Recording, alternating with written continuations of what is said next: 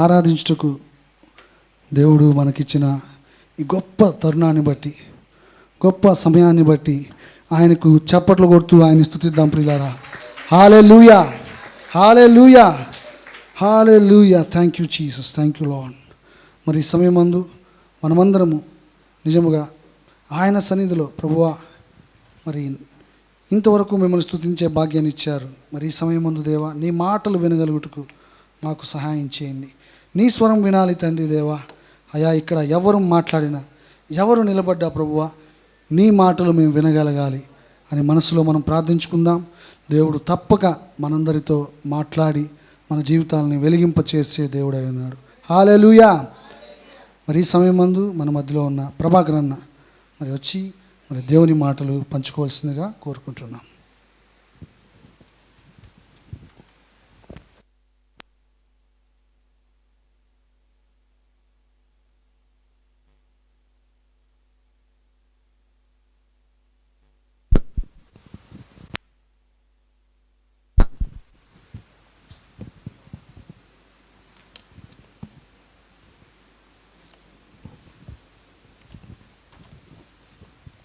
హల్లెలూయా.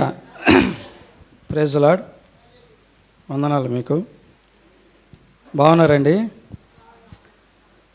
దేవనామంలో మీకు అందరికీ వందనాలు తెలియజేస్తున్నాను.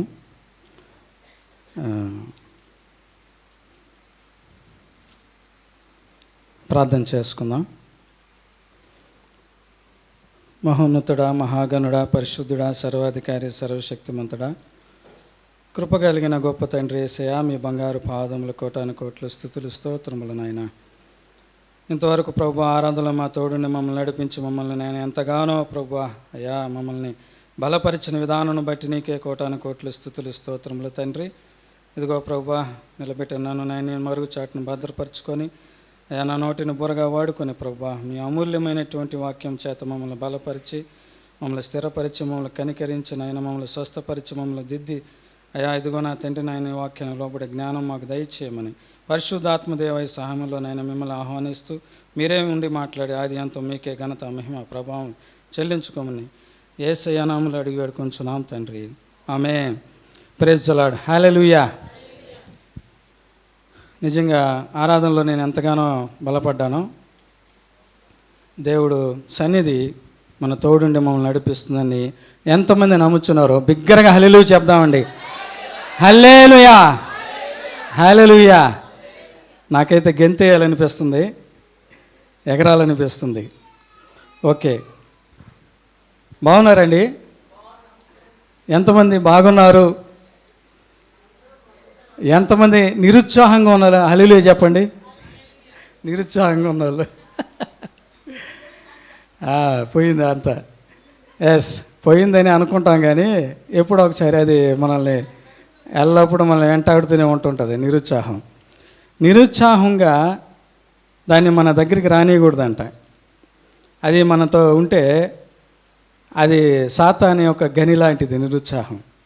ఆ నిరుత్సాహాన్ని ఎప్పుడు కూడా మనమైతే మన శక్తి చేత పారదోలేం, కానీ క్రీస్తు శక్తి ద్వారా, యేసయ్య శక్తి ద్వారా మనం దాన్ని పారదోలవచ్చు. అయితే మనం ఒకటే క్రీస్తు మీద నమ్మకంతో నిరుత్సాహాన్ని తరిమి కొట్టి ఆటంకాలను అవలీలగా ఎదుర్కొంటూ ముందుకు కదిలే వారంగా ఉండాలంట. అర్థమైందండి? పౌలు భక్తుడు సెలవిస్తాడు కదా, నా బలహీనతల్లో నా బలమంతా యేసయ్య అని. నిరుత్సాహాన్ని మనం పారదోలాలి. కాబట్టి ఆ నిరుత్సాహం అనేది మనతోనే ఉంటుంది, కానీ వాటిని మన దగ్గరికి రానియకుండా దానికి కావాల్సినటువంటి పరిష్కారాన్ని మనం పరిశుద్ధాత్మ దేవుని సహాయంతో మనం కోరుకుంటూ ముందుకి సాగిపోవాలన్నమాట. అయితే ఇక్కడ ఆ నిరుత్సాహానికి ప్రతి ఒక్కరిలో ఉంటాయండి. ఇప్పుడు మనం ఈ లోకంలో జీవిస్తున్నప్పుడు ఉదయం లేచినప్పుడు సాయంత్రం మన జీవన స్థితులగతులను బట్టి మన బాధలు, మన కష్టాలు, మన ఆర్థిక ఇబ్బందులు, మన ఇంట్లో సమస్యలు, మన ఒంట్లో సమస్యలను బట్టి మనం నిరుత్సాహం పడిపోతూ ఉంటాం కదండి, బలహీన పడిపోతూ ఉంటాం. కానీ దేవుని ఎరిగినటువంటి మనము దేవుని యొక్క ఆ శక్తిని పొందుకుంటూ మనం దినదినం పౌలు భక్తుడు సెలవిచ్చిన రీతిగా దినదినం మనం క్రీస్తులో మనం బలపడుతూ మనం ముందుకు సాగిపోవాలి. అయితే నేను ఒక రాసుకున్నాను ఇక్కడ, బలహీనత ఏదైనా కావచ్చు. పక్కన వాళ్ళకి చెప్పండి, బలహీనత ఏదైనా కావచ్చు, బలపరిచే దేవుడు మనకున్నాడు కాబట్టి నిబ్బరంగా ముందుకి సాగిపోదాం. ఆమేన్. ఏమండి, బలహీనత ఏదైనా కావచ్చు, బలపరిచే దేవుడు మనకు ఉన్నాడు కాబట్టి నిబ్బరంగా ముందుకి సాగిపోదాం. కాబట్టి ఎన్నో సమస్యలు ఉంటాయి, ఎన్నో అనారోగ్య సమస్యలు ఉంటాయి, కానీ వాటన్నిటిని జయించే శక్తి దేవుడు మనకి తోడుంటాడు. మన పక్కనే ఉంటాడు క్రీస్తు, మన పక్కనే క్రీస్తు ఉంటాడు. మన బలహీనతలు మనం గమనించాం, ఎందుకంటే ఆ యొక్క నిరుత్సాహ ముసుగుని తీసేస్తే క్రీస్తు మనకి కనిపిస్తాడు. ఆయన మీద ఆధారపడాలి, ఆయన మీద మనం ఆనుకోవాలి. ఆయన మీద మనం ఎప్పుడైతే మనం అయ్యా రండి అని మనం ఆహ్వానిస్తాం, ఖచ్చితంగా ఆయన మనలోకి వచ్చి మనల్ని ఆదరించే దేవుడు, బలపరిచే దేవుడు, స్థిరపరిచే దేవుడు అన్నమాట. కాబట్టి చూడండి, మత్తయి 8:20 ఉంటుంది, భూదిగంతం చూడదులేని భూదిగంతం అంతం వరకు మన తోడుండి మనల్ని నడిపించే దేవుడు, అంతం వరకు మన తోడుండి మనల్ని నడిపించే దేవుడు, మాట ఇచ్చిన దేవుడు, మాట తప్పని దేవుడు అన్నమాట. కాబట్టి అటువంటి గొప్ప దేవుడిని మనం కలిగి ఉన్నాం. ఆ నిరుత్సాహాలు, ఆ సమస్యలు ఏమున్నా సరే వాటన్నిటిని కూడా పక్కన పెట్టేద్దాం. దేవుని ముఖ కాంతిలో మనం నడిపించబడాలని దేవుని ఆశిస్తున్నాం. ఇంకో టాస్క్ని చూడండి, మీ పక్కన వాళ్ళకి చెప్పండి, నీ వల్ల కాని పనిని నీ చేత చేయించడానికి క్రీస్తు నీ ప్రక్కన నిలిచి సిద్ధంగా ఉన్నాడంట. ఏంటండి? ఆమేన్. నీ వల్ల కాని పనిని నీ చేత చేయించడానికి క్రీస్తు నీ ప్రక్కన నిలిచి సిద్ధంగా ఉన్నాడు. ఎంతమంది నమ్ముతున్నారండి? హల్లెలూయా. మన వల్ల కాని పనిని ఆయన చేస్తాడండి. ఎంతమంది నమ్ముతున్నారు? మన వల్ల కాని పనిని ఆయన చేసి నిరూపించి చూపిస్తాడు. కాబట్టి మనం భయపడాల్సిన అవసరం లే, మనం దిగులు చెందాల్సిన అవసరం లే, మనం ఎటువంటి నిరుత్సాహపడాల్సినటువంటి ఇది లేదు.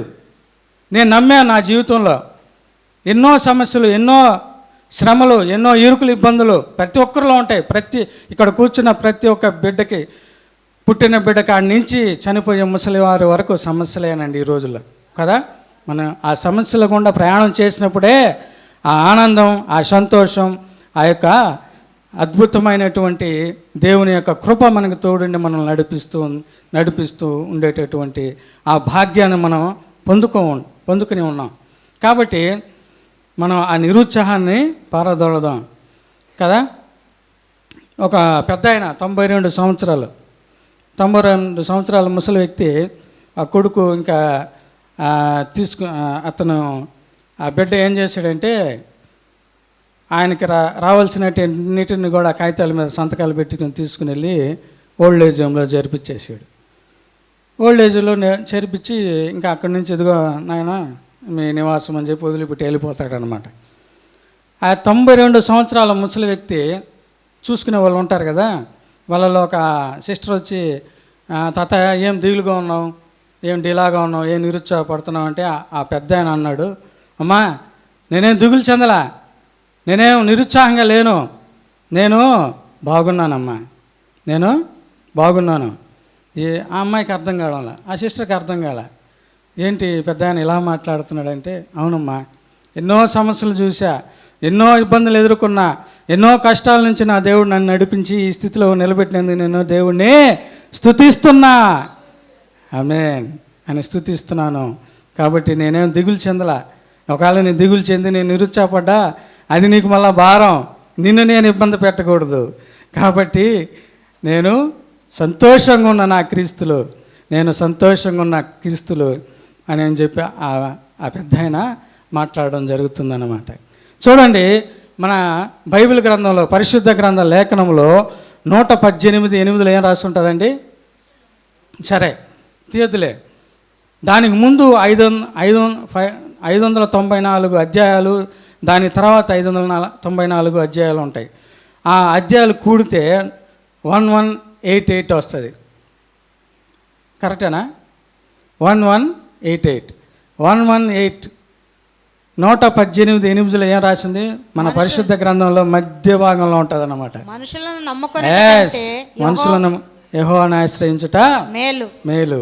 కాబట్టి మనం దిగులు చెందాల్సిన అవసరం లేదు, మనం చింతించాల్సిన అవసరం లేదు, మనం భయపడాల్సిన అవసరము లేనే లేదు. మన చింత యావత్తు ఆయనదై ఉన్నదన్నమాట. కాబట్టి ప్రియమైన వర్లారా, జ్ఞాపకం చేసుకోండి, మనది ఏ సమస్య అయినా సరే, ఏ ఇరుకు ఇబ్బంది అయినా సరే, దేవుడు మన తోడుని మనల్ని నడిపించే దేవుడు అనమాట. కాబట్టి ఇదే మరి ఇదంతా కూడా నేను ఉపోద్ఘాతంగా మీకు ముందు ఉంచుతున్నాను అన్నమాట. అయితే ఈరోజు మన కొరకు దేవుడు ఏర్పరిచినటువంటి ఆ యొక్క వాక్య బాణాలకి వెళ్దాము. యోహాను రాసిన పత్రిక సువార్త 3వ అధ్యాయము.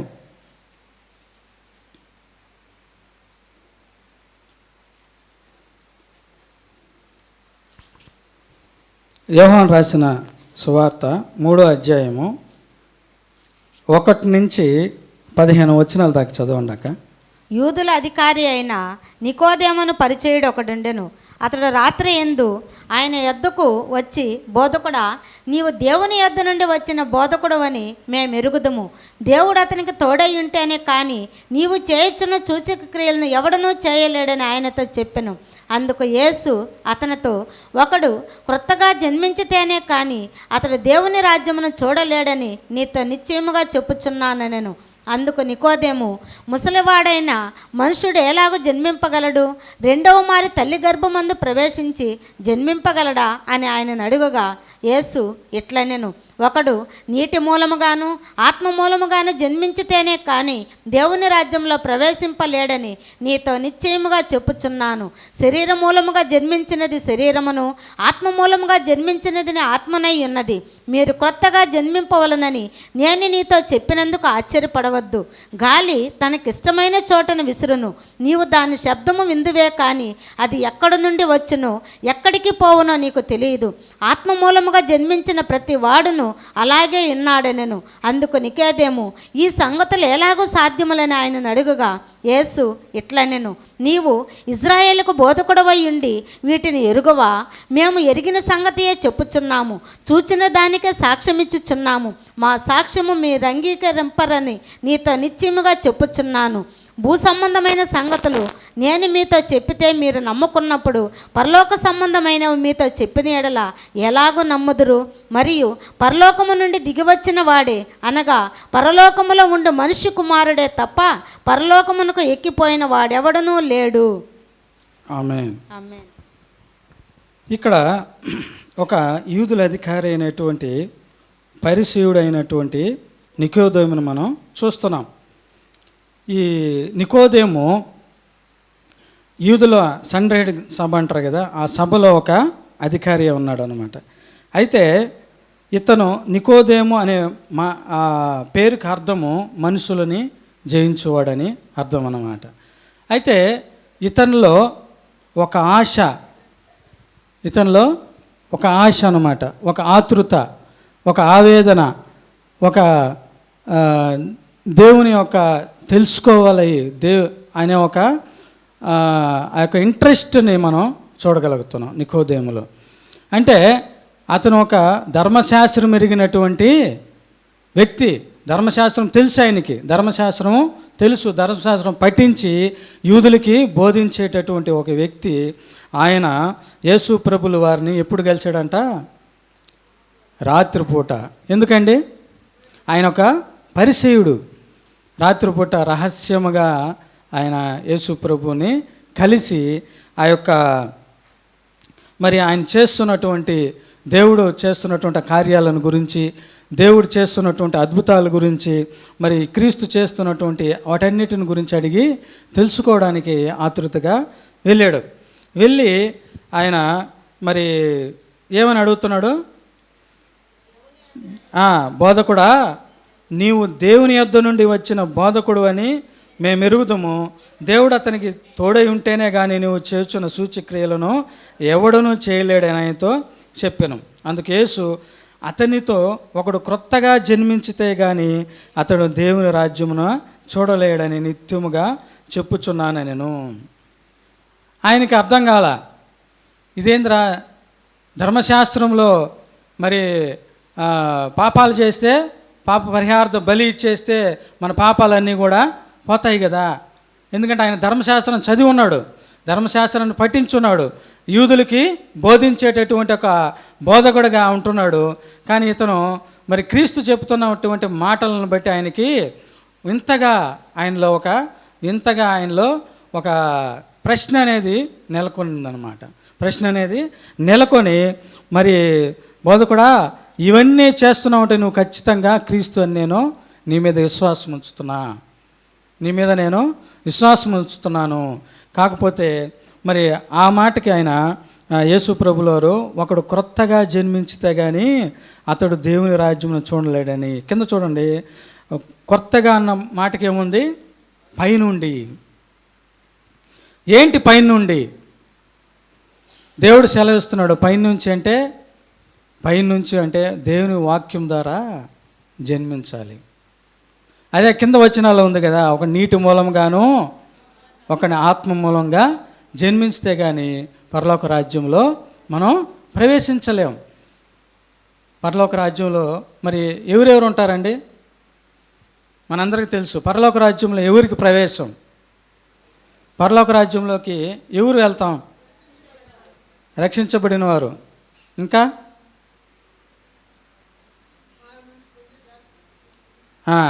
మారు మనసు పొంది బాప్తిసం తీసుకుని, ఇంకా ప్రకటన గ్రంథం 21:27 ఇలాగ రాసి ఉంటుంది అన్నమాట. జీవ గ్రంథమందు ఎవరి పేర్లు అయితే లిఖించబడి ఉంటారో వారందరూ కూడా పరలోక రాజ్యంలోకి మనం చేర్చబడతాం. మరి నికోదేముకు కూడా ఒక ఇంటెన్షన్, ఒక ఆశ, ఒక ఆతృత, నేను పరలోక రాజ్యానికి వెళ్ళాలని. కానీ అతనికి ఎన్నో అడ్డంకులు, ఎన్నో భయాలు, ఎన్నో పరిస్థితుల ప్రభావాలు అతన్ని వెనక్కి లాగేస్తున్నాయి. అవునా కదండి? మనకు కూడా మన ఈ రోజుల్లో కూడా ఇటువంటి పరిస్థితుల్లో కూడా అంత్య దినాల్లో, అపాయకరమైన దినాల్లో మనం క్రీస్తుని గురించి ఎన్నో బోధలు వింటున్నాం. క్రీస్తు ఆ సత్యాన్ని గురించి ఎన్నో సూచనలు, ఎన్నో అద్భుత కార్యాలు మనం చూస్తూ ఉన్న క్రీస్తులోకి మనం ముందుగా నడిపించబడలేకపోతున్నాం. ఆ పరలోక రాజ్యానికి ఆ ద్వారం గుండా మనం ప్రయాణించలేకపోతున్నాం. మనకున్నటువంటి బంధకాలను బట్టి, మనల్ని లాగేస్తున్నటువంటి సమస్యలను బట్టి. నికోదేము ఒక ధర్మశాస్త్రం ఎరిగినటువంటి పండితుడు. అయితే క్రీస్తుని చూసి ఆయన, ఇదిగో ఇతనే మరి ఆ మెస్సయ్య, ఇతనే దైవ కుమారుడు అని ఆయన అతని యేసుక్రీస్తుల మీద విశ్వసిస్తున్నాడు. మనం ఎన్నో సంవత్సరాల నుంచి దేవుని సన్నిధికి వస్తూ కూడా మనం దేవుని యొక్క ఎన్ని కార్యాలు చూసినా మరి దేవుణ్ణి సక్రంగా మనం విశ్వసించలేకపోతున్నాం. దేవుని యందు నమ్మకం ఉంచలేకపోతున్నాం. ఎందుకంటే మనకున్నటువంటి ఈ లోకానుసారమైనటువంటి పరిస్థితులు, ఈ లోకానుసారమైనటువంటి బంధకాలను బట్టి మనం వెనక్కి లాగేస్తున్నాం. కాబట్టి మనం మారు మనసు పొందినటువంటి మనము పరలోక రాజ్యానికి మనం చేరాలంటే నీటితో, ఆత్మతో మనం కడగబడాలా, ఉదక స్నానం చేయబడాలా. ఉదక స్నానం చేయబడినప్పుడు మనం పరలోక రాజ్యంలోకి ప్రవేశాన్ని పొందుకుంటాం.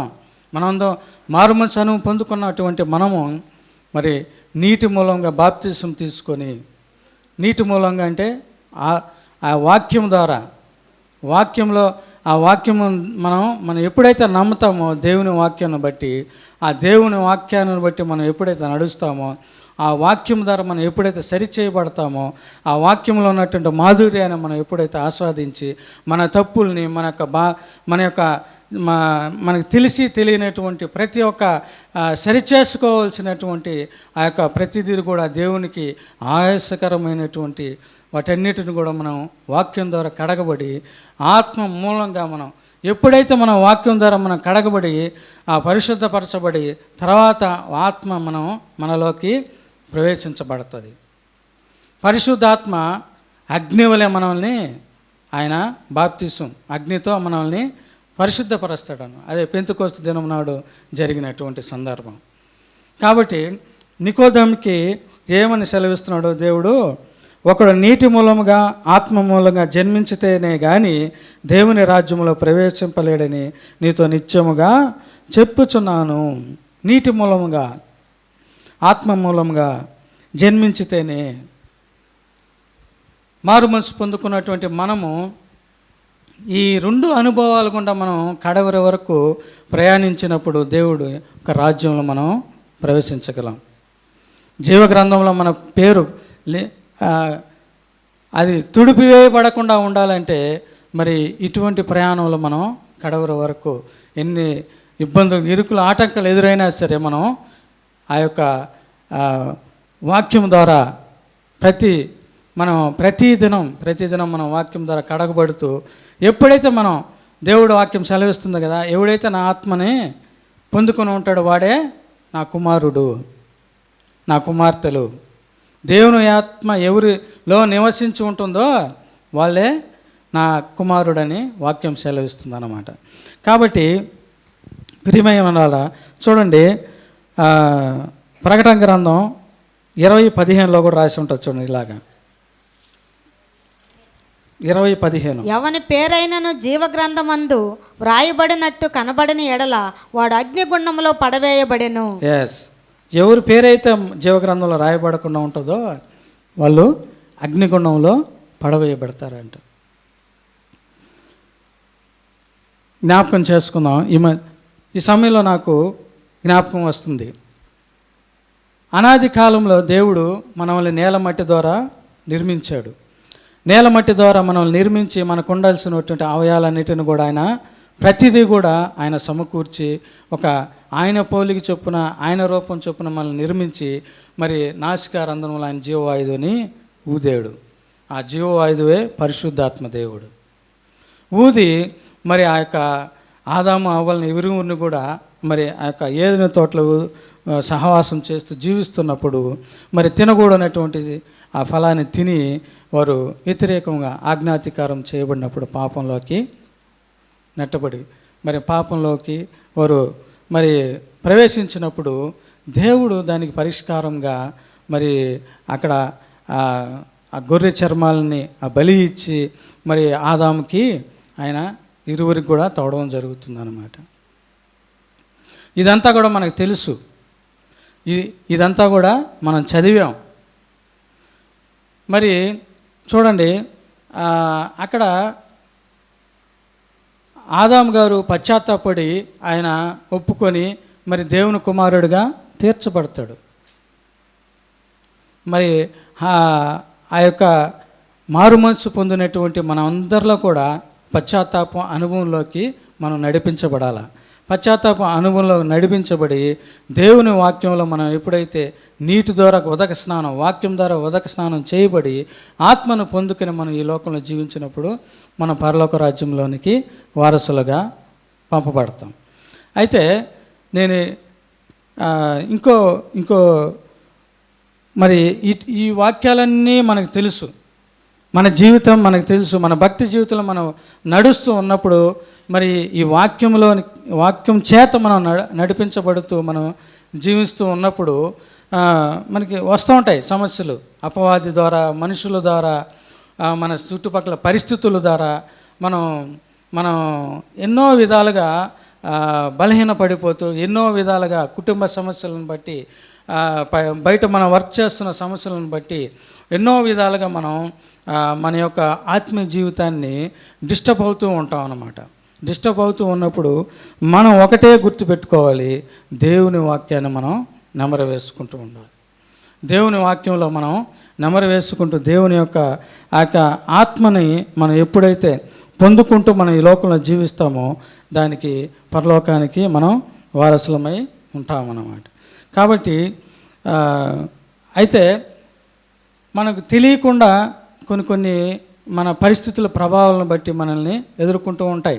ఇప్పుడు మనం పరిశుద్ధ గ్రంథంలో మనం చూస్తే ఆదాము మరి వాళ్ళ కయ్యూను హేబేలు విషయంలో మనం చూస్తాం. కయ్యూను హేబేలు విషయంలో మరి ఇరువురు కూడా బలి అర్పణ కోసం దేవుని దగ్గరకు తీసుకుని వస్తారు. కయ్యూను మరి ఆయన తెచ్చిన బలిని తీసుకుని వస్తాడు, హేబేలు ఇరువురు తీసుకుని వస్తారన్నమాట. మరి కయ్యూను ఏం చేస్తాడు?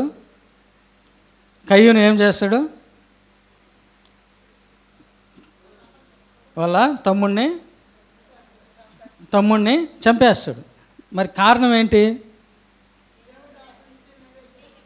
మా దేవుడు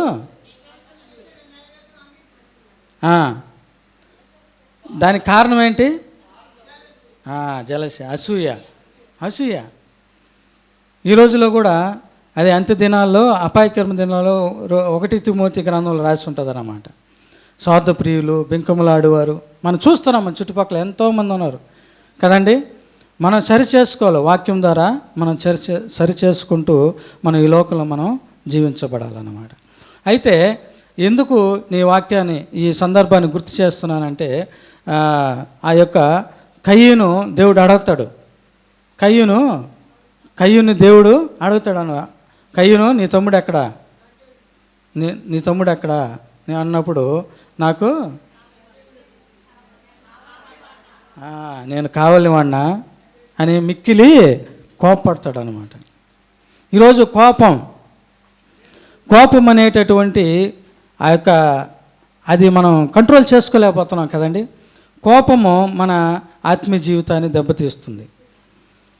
చాలా వరకు మన ఆత్మీయ జీవితంలో మనకి, మన కుటుంబంలో కానీ, మన వర్క్ చేస్తున్నటువంటి పరిస్థితుల్లో కానీ, ఎక్కడికి వెళ్ళినా సరే మనం చూస్తూ ఉంటాం. ప్రతిదినం ఉదయం లేచిన కాడి నుంచి మనం ఆఫీస్కి వెళ్ళి తిరిగి వచ్చేంత వరకు ఏదో ఒక మూలాన కోపము మనల్ని గుచ్చుతూనే ఉంది. దానివల్ల మన ఆత్మీయ జీవితం కూడా దెబ్బతింటుందన్నమాట. చూడండి, నా మటుకు నేనైతే కరెక్ట్గా కొద్దిగా 10 నిమిషాల ముందు బయలుదేరొచ్చు కదా, కరెక్ట్గా టైం అయ్యేటప్పుడు బయలుదేరతా. ఈ టైంలో ట్రాఫిక్, శ్రీ సిటీ బస్సులు, బైకులు, దాంతో కూరగాయల వ్యాను, ఇవన్నీ కూడా సిగ్నల్స్ ఇవ్వకుండా ఇటు తిరిగిపోతాయి. నేను పోవాల్సింది ఈ రూట్లో అయితే నేను సిగ్నల్ ఇస్తా, కానీ నా ముందు పోయేవాడు సిగ్నల్ ఇవ్వడు. ఒక్క క్షణం మన కోపం వస్తుందో లేదండి? వస్తుంది, ఖచ్చితంగా వస్తుంది.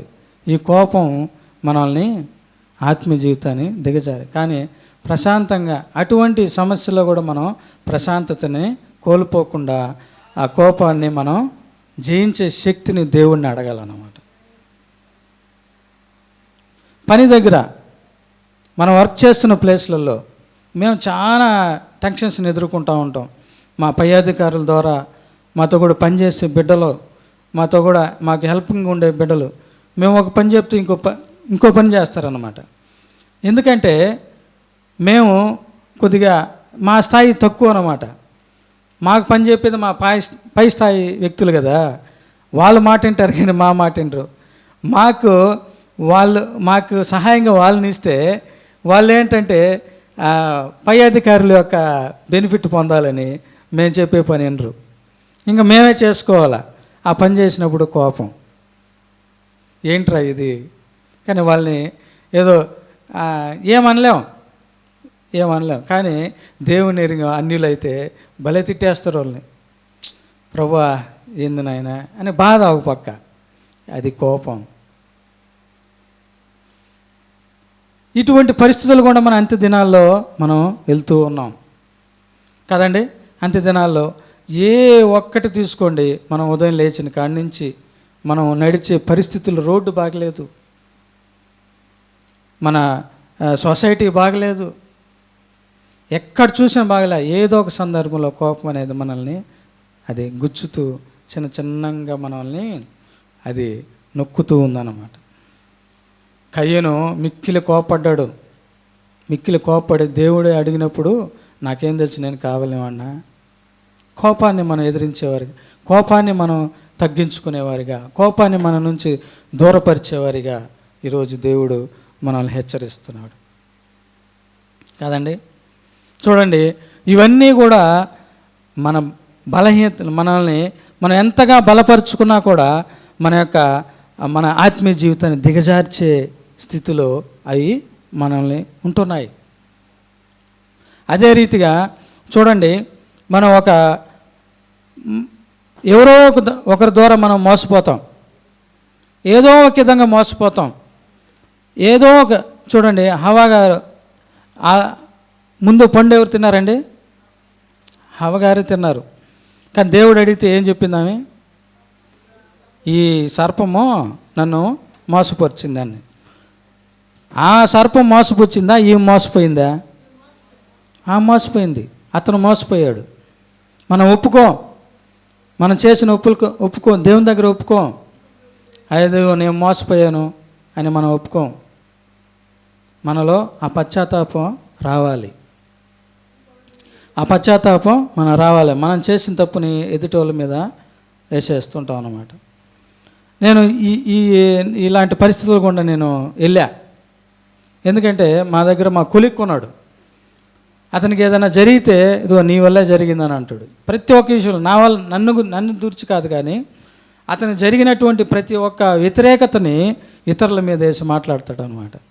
నేను చాలా సంవత్సరాల నుంచి నేను అబ్జర్వ్ చేస్తూ ఉన్నాను అతన్ని. ఏంటి ప్రభువా ఇతను ఇలాగ ఉన్నాడే అని అనేసి అతని గురించి ప్రార్థన చేస్తూ ఉన్నాను నేను.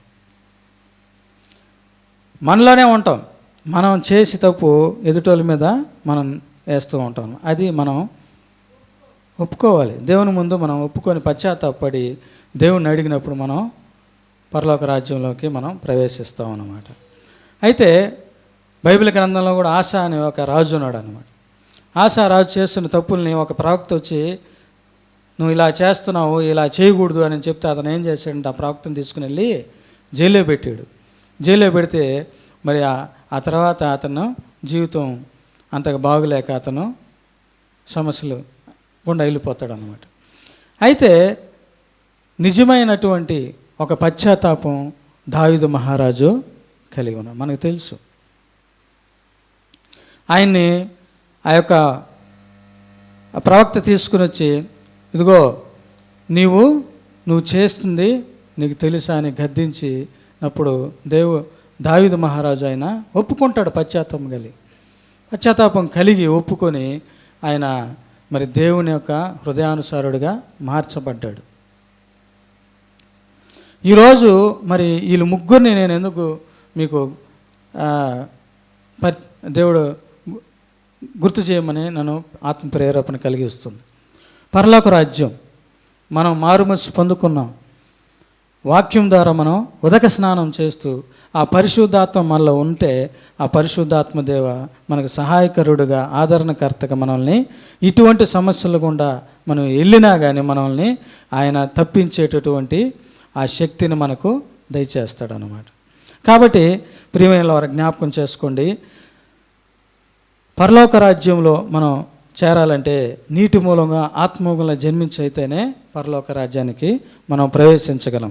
ఇంకో విషయం ఒకటి మీకు గుర్తు చేస్తా. బ్రదర్, మరి శిలువ మీద ఉన్నటువంటి దొంగ బాప్తిసం తీసుకోలేదు కదా అని అడుగుతారు కదండి. శిలువ మీద ఉన్నటువంటి దొంగ యేసుక్రీస్తు కూడా పరలోకానికి చేర్చబడ్డాడు.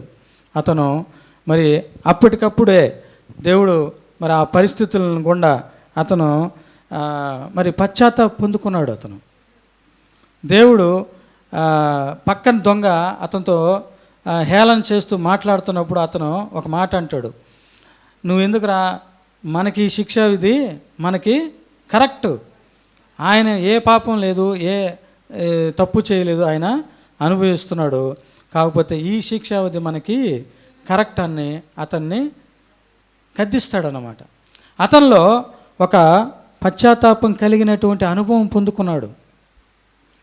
అతనే క్రీస్తుని ఇంతకుముందు చూశాడు, క్రీస్తు బోధలు విన్నాడు. అతను చిన్నప్పుడే యేసేపు మరియమ్మ గారు ఒక ఇలా రాయబడింది అన్నమాట. అది మరి పురాణాలు తెలియచేస్తున్నాయి.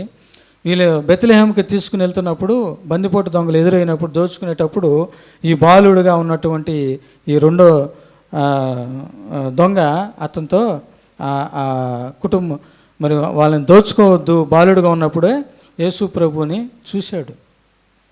చూసి ఆ ముఖ కాంతిలో మరి అది ఎరిగినటువంటి ఆ దొంగ మరి సిలువలో ఉన్నప్పుడు దేవుడు పలికినటువంటి మాటలు, అది వాక్యాలు, దేవుడు పలికినటువంటి మాటలు, వీరేం చేయుచున్నారు వీరు ఎరుగురు కనుక వీరిని క్షమించమనేది వాక్యం. అది ఆ వాక్యంలో అతను ఉదక స్నానం చేయబడ్డాడు, వాక్యంలో అతను శుద్ధి చేయబడ్డాడు.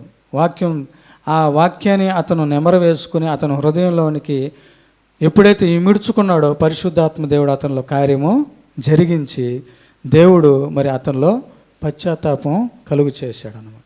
వెంటనే ప్రభువా నీవు నీ రాజ్యంలోకి నన్ను జ్ఞాపకం చేసుకున్నప్పుడు దేవుడు చూసి ఇతను వాక్యం ద్వారా, నీటి ద్వారా, ఆత్మ ద్వారా బాప్తిసం పొందుకున్నాడని దేవుడు వెంటనే అతనికి పరలోక రాజ్యంలో ప్రవేశాన్ని అనుగ్రహిస్తాడు. అటువంటి అద్భుతం, అతను అదృష్టవంతుడయ్యాడు కదండి.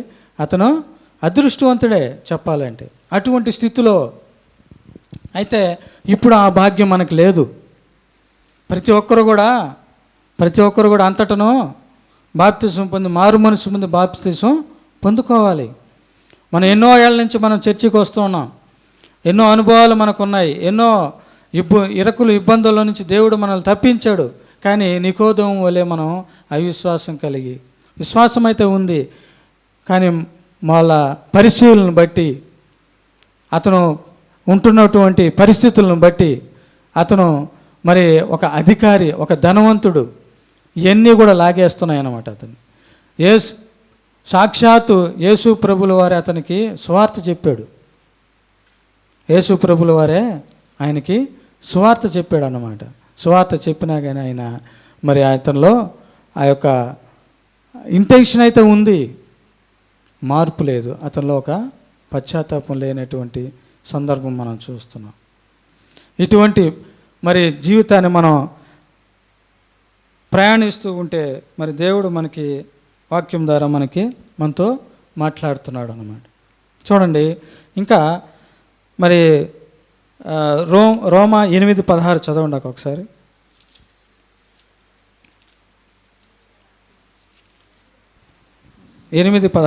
మనము దేవుని పిల్లలమని ఆత్మ తానే మన ఆత్మతో కూడా సాక్ష్యమిచ్చుచున్నాడు. మనం దేవుని పిల్లలమని ఆత్మ తానే మన ఆత్మతో కూడా సాక్ష్యం ఇచ్చుచుందంట. మనలో పరిశుద్ధాత్మ ఉన్నప్పుడు ఆత్మే సాక్ష్యం పలుకుతుంది. శరీరానికి ప్రాణం ఏదండి? శరీరానికి ప్రాణం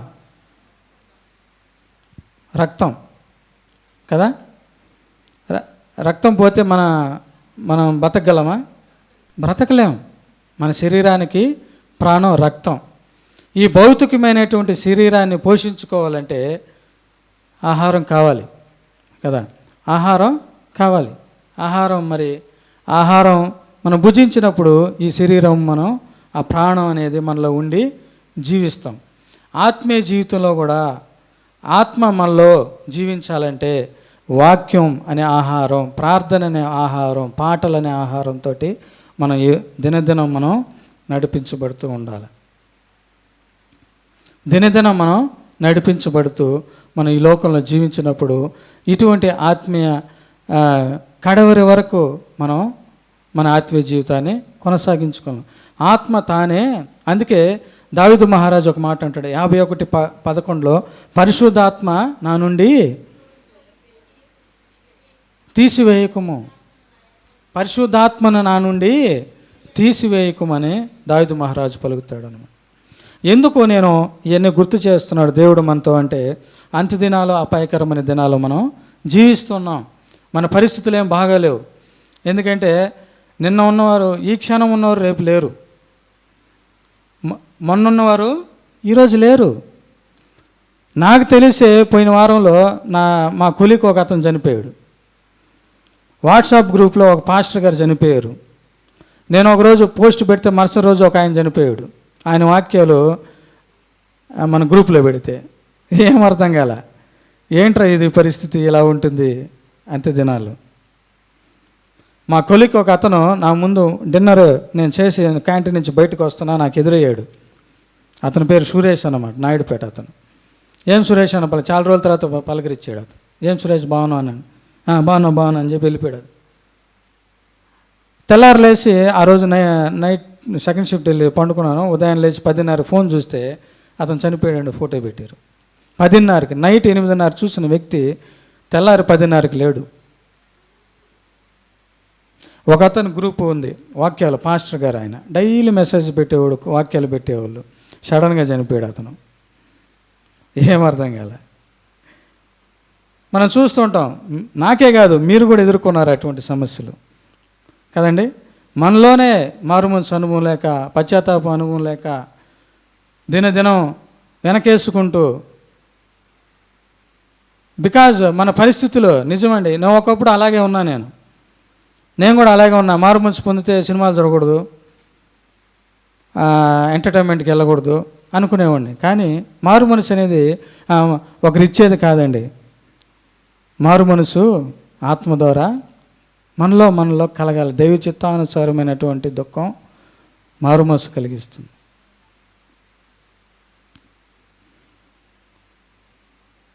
ఒక అంత్య దినాలు, భయంకరమైన దినాలు, ఘోరాతి ఘోరమైన దినాల్లో మనం జీవిస్తున్నాం. కావాలా ఎంటర్టైన్మెంట్ కావాలి. దేవుల్లో ఉంటేనే అదే ఎంటర్టైన్మెంటు. రుచి చూచి ఎరగమన్నాడు. ఆ ఆనందం దేవుల్లో మనం ఎప్పుడైతే ఆ యొక్క వాక్యంలో, పాటలతో చూడండి, మనం ఎంతగా ఆరాధించామో, ఎంతగా ఈ ఆనందం ఉందా బయట ఎక్కడైనా దొరుకుతుందా? దొరకదు. ఇటువంటి ఆనందం, ఇటువంటి శక్తి మన బలహీనతలో కూడా మనం దేవుణ్ణి అడిగినప్పుడు ఆయన బలాన్ని ఇస్తున్నాడు. ఎంతగా దేవుని స్తుతించాలి, ఎంతగా దేవుని ఆరాధించాలి, ఎంతగా ఆరాధించాలి. ఈ సమయంలో ఒకటి గుర్తు చేస్తున్నాడు దేవుడు. ఒక ఊర్లో అంట ఒక బిచ్చం తీసుకునే వ్యక్తి, ముసలాయన, చీనిపోయిన గొడ్డలు వేసుకుని చాలా ఒక ఇదిగా ఆయన వచ్చి గుడి దగ్గర కూర్చోన్నాడంట. గుడి లోపలికి రానియడం లేదంట. వాళ్ళు అందరూ అసహించుకుంటున్నారంట. గుడిలోనికి రానియడం లేదంట, చర్చిలోకి రానియడం లేదంట. అందరూ అతను దాటుకుని లోపలికి వెళ్ళిపోతున్నారు మందిరంలోకి. తర్వాత ఒక పెద్ద ఆయన వచ్చాడంట. ఏమయ్యా ఇక్కడ కూర్చున్నావంటే, అయ్యా నేను మందిరంలోకి పోతానంటే రానియడం లేదు, అందుకని ఇక్కడ కూర్చున్నాను అంటే, ఆ పెద్ద ఆయనతో ఆ ముసలాయనతో అన్నాడంట, అయ్యా వాళ్ళు లోపల పోయేది నన్ను ఆరాధించడానికి, నన్ను పూజించడానికి నన్నే రానియడం లేదు వాళ్ళు చర్చిలోకి, వాళ్ళ హృదయంలోకి కదండి. ఇరిమియా గ్రంథంలో ఒక మాట రాసి ఉంటుంది, ఇరిమియా 12:2. మనం ఆరాధిస్తున్నాం. దేవుని ఆరాధించేవారు పూర్ణ మనసు, పూర్ణాత్మ, పూర్ణ శక్తితో ఆరాధించాలంట. ఎంతగా మనం ఆరాధిస్తున్నాం, ఎంతగా దేవుణ్ణి మనలోకి ఆహ్వానిస్తున్నాం, ఎంతగా మన ఆత్మీయ జీవితాన్ని మనం బలపరుచుకుంటున్నాం. ప్రియమైన వారు, దయచేసి జ్ఞాపకం చేసుకోండి, సమయం కొద్దిగానే ఉంది. సమయం ఎన్నో కాలాలు మనం అంటుంటాం కదా, అరే మొన్న వచ్చినట్టుందిరా 2025. నిజమండి, మొన్న వచ్చినట్టే ఉంది, కానీ 10 నెలలు గడిచిపోయినాయి. 10 నెలలు గడిచిపోతున్నాయి. ఇక్కడ చాలామంది ఉన్నారు, ఎన్నో సంవత్సరాలు చూశారు, ఎంతో కుటుంబాలు చూశారు, ఎంతో మనవరాలు చూశారు, ఎంతో అభివృద్ధిని చూశారు కదండి. ఎంతగానో శ్రమ పడ్డారు, ఎన్నో వారి జీవితాలు ఎన్నో అద్భుత కార్యాలు చూశారు. సమయం కొద్దిగా ఉందండి, సమయం కొద్దిగా ఉంది. దేవునిలో ఎదుగుదాం, దేవుణ్ణి ఆరాధిద్దాం, దేవునిలో బలపడదాం.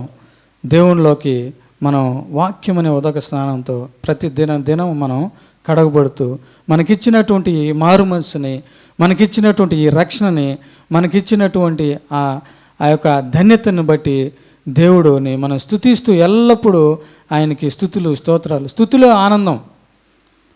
ఆనందం అంటే, ఇంగ్లాండ్లో ఒక కుటుంబం ఉందంట. తండ్రి బాగా తాగుబోతాడు, భయంకరమైన తాగుబోతాడు. వాళ్ళు బిడ్డలు ఎంత చెప్పినా తండ్రి వినుకోకుండా, డాడీ నీకు ఇది ఒక సమస్య, ఇది నువ్వు రా, నిన్ను అని అంటే వాళ్ళు లేదని అతను తండ్రి వ్యతిరేకిస్తున్నాడంట. ఇలా కాదని వాళ్ళ ఇద్దరు కూర్చొని, ఎందుకు మనం ఇలాగా డాడీ గురించి ఆరాధించకూడదు, ఆ సమస్యను బట్టి మనం ఎందుకు ఆరాధించకూడదు అన్నప్పుడు ఆ సమస్యను బట్టి ఆరాధించడం స్టార్ట్ చేశారంట. దేవుడు అప్పుడు కార్యం జరిగించడం స్టార్ట్ చేశాడు. అతి కొద్ది సమయంలో అతను ఆ తాగుడు నుంచి బానిస విడుదల పొందుకొని, ఆ తర్వాత దేవుని గురించి తెలుసుకుని మారుమనసు పొందుకొని ఆయన అద్భుతమైనటువంటి జీవితాన్ని పొందుకున్నాడు. మనం స్తుతించాలా, మన పరిస్థితి ఏదైనా స్తుతించాలా. అప్పుడు మనకి దేవుడు ఆయన మనకి ఆశీర్వాదాలు ఇస్తాడు. ఆ శ్రమ అయినా సరే, బాధ అయినా సరే, మన ఇంట్లో అయినా, మన ఒంట్లో అయినా, ఏ సమస్య అయినా సరే దేవుని ఆరాధించినప్పుడు, దేవుని స్తుతించినప్పుడు ఆయన మనల్ని ఆ సమస్య నుంచి విడుదల పొందిస్తాడు. కాబట్టి ప్రియమైన వారా, నికోదేములో ఒక ఇంటెన్షన్ ఉంది. నికోదేములో దేవుని గురించి తెలుసుకోవాలని నాకు ఆతృత ఉంది. పరిశుద్ధ ఆ యొక్క ఆతృత అయినా ఉంది, కానీ అతన్ని వెనక నుంచి లాగుతున్నటువంటి సమస్యలను బట్టి అతను పూర్తిగా దేవునిలోకి రాలేకపోయాడు, పూర్తిగా అనుభవంలోకి రాలేకపోయాడు.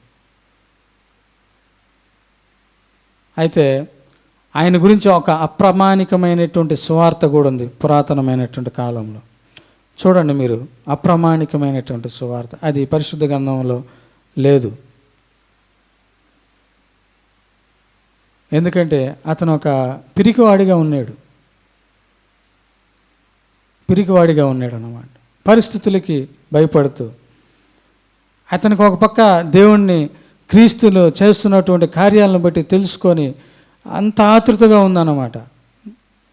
ఉండి కూడా అతను దేవుని గురించి తెలుసు కూడా అతనిలో ఒక ఈ మారు మనసు అనుభవం లేక.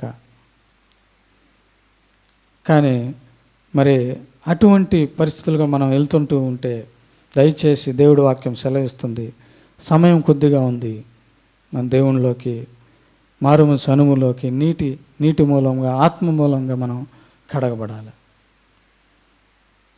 అప్పుడే పరలోక రాజ్యంలో మనకి ప్రవేశం. జ్ఞాపకం చేసుకుందాం. ఈ కొద్ది మాటలు దేవుడు దీవించును గాక. ఆమెన్. కళ్ళు మూసుకుందామండి. మహోన్నతుడా, మహాగణుడా, పరిశుద్ధుడా, సర్వాధికారి, సర్వశక్తిమంతుడా, కృప కలిగిన గొప్ప తండ్రి యేసయ్యా, మీ బంగారు పాదముల కోటాను కోట్లు స్తుతులు స్తోత్రములయ్యా. ఇదిగో అల్పుడున ఏకుడుని ఎందుకు పనికిరంటి నన్ను నీ కృపలో నిలబెట్టుకునే విధానాన్ని బట్టి నీకే కోటాను కోట్లు స్తుతులు స్తోత్రములు తండ్రి. ఇదిగో అయ్యా మమ్మల్ని అందరం కూడా నీ బలిష్టమైన చేతులకు సమర్పిస్తున్నాం. అవును తండ్రి, సమయం కొద్దిగా ఉందయ్యా. ఇదిగో ఈ లోకంలో మేము జీవిస్తున్న పరిస్థితులను బట్టి నాయన ఎంతగానో తడబడిపోతున్నాం ప్రభువా, బలహీన పడిపోతున్నాం తండ్రి. అయ్యా నీ శక్తి కావాలయ్యా, నీ బలం కావాలి తండ్రి. మీ గుణాతిశయాలు మేము ప్రచురపరచాలయ్యా. ఇదిగో మా కొరకు ఏర్పరిచావుగా తండ్రి, అమూల్యమైనది వాడబడి నిర్మలమైనటువంటి స్వాస్థ్యాన్ని మాకు పొందుకున్నట్టుకునైనా మమ్మల్ని మలచండి, మమ్మల్ని సరిచేయండి, మమ్మల్ని దిద్దండి, మమ్మల్ని కడగండి. వాక్యం అనే అయా ఉదక స్నానం చేయబడిన అనుదినం దినదినం నాయన నీలో ఫలించుటకు, నీలో నిలబడినైనా కడవరి వరకు, నీ రాకడ పర్యంతం వరకునైనా మేము జీవించుటకు నీ కృపను మాకు అందరికీ దయచేయమని ఈ కొద్ది మాటలనైనా నీ పాదాల ముందు పెట్టచ్చు. త్వరలో రానటువంటి నజరేయుడైన యేసయ్య నామములో వేడుకొంచున్నాం తండ్రి. ఆమేన్. Praise the Lord. హల్లెలూయా.